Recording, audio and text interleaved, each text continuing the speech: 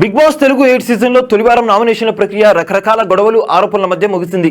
ఈ వారం ఎలిమినేషన్ కోసం 6 కంటెస్టెంట్లు ఈ వారం నామినేషన్స్ లో ఉన్నారు. అయితే మణికంఠ తీరు ప్రవర్తన మాత్రం చాలా గమ్మత్తుగా ఉంది.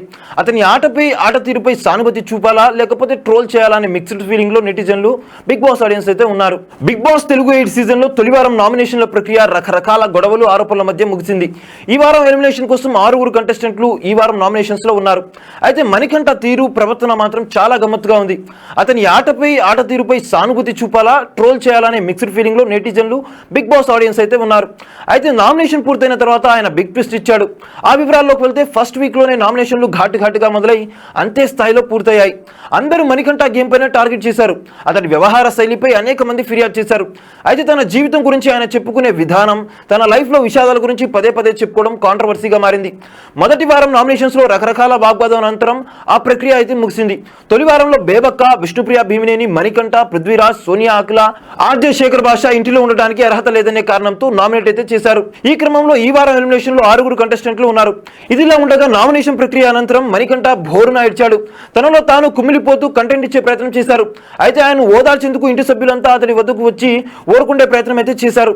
అయితే తనలో బాధను తట్టుకోలేక వెక్కి ఏడ్చాడు.